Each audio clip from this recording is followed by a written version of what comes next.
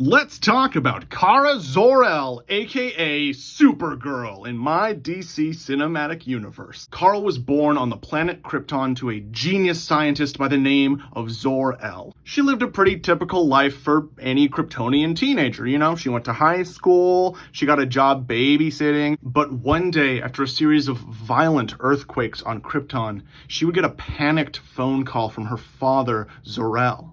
And he would tell her that she had to get home as fast as she possibly could because the planet was literally going to explode. Kara rushed back home to her mother and father only to be met with the crushing realization that her dad was right.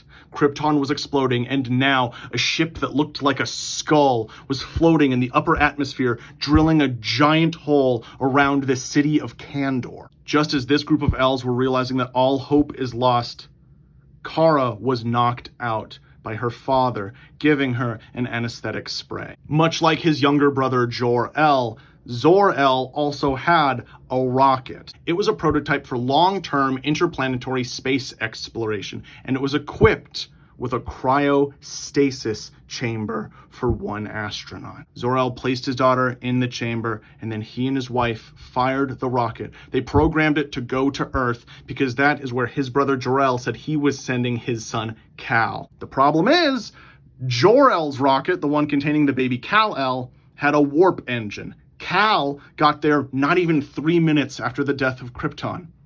Kara's ship, his ship, only was equipped with a light speed engine.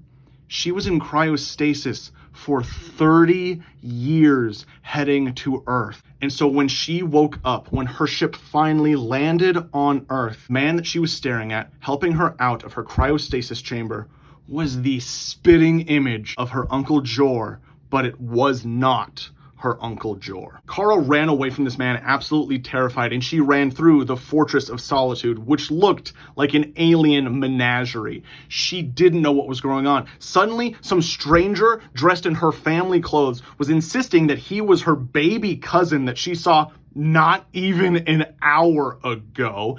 And she's running through a Kryptonian building, even though she was told by her dad that Krypton was going to explode. And then finally, she runs outside, and it is a frozen wasteland. Superman catches up to her, calms her down, and brings her into the central chamber in the Fortress of Solitude, where she is met with an AI replication of her Uncle Jor.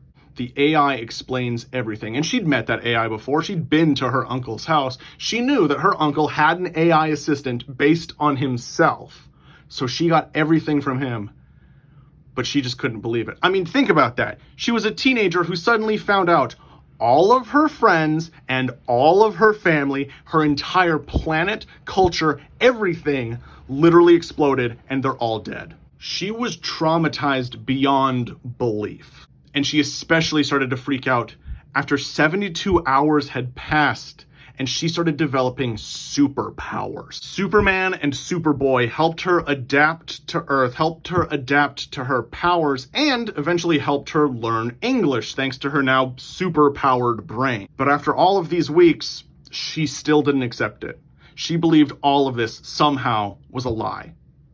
A trick. Something was going on. And after she saw that her cousin Kal had built a Phantom Zone projector, she realized she knew someone in there. General Zod. Now, Zod was harsh, sure. He started a coup against Krypton's government because Jor-El believed that the planet was going to explode, and no one believed him except for Drew. So she knew at least there was one person that she actually knew still alive. But when she overheard the AI of Jor-El tell Kal-El not to let Zod and his other 2 Kryptonian followers out, she knew something wasn't right. So behind their backs, Kara let out Drew, Ursa, and Non, and she helped them escape out into the world of Earth. And it's while they're out exploring the world that Kara is the one that kidnaps the baby Jonathan Kent from Kal-El, because when she sees the newborn baby Jonathan, it looks exactly like her baby cousin, Kal.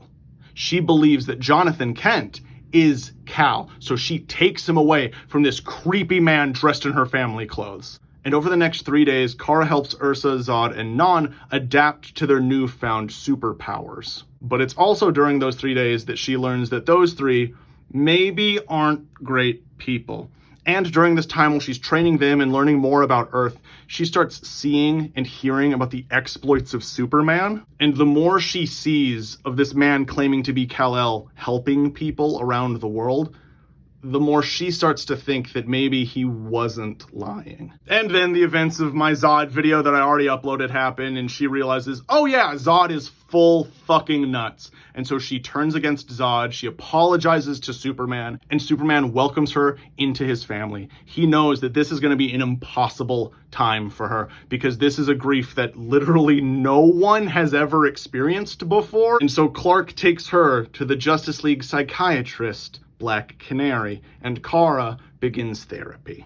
And that is Kara Zor-El, Supergirl, in my DC Cinematic Universe.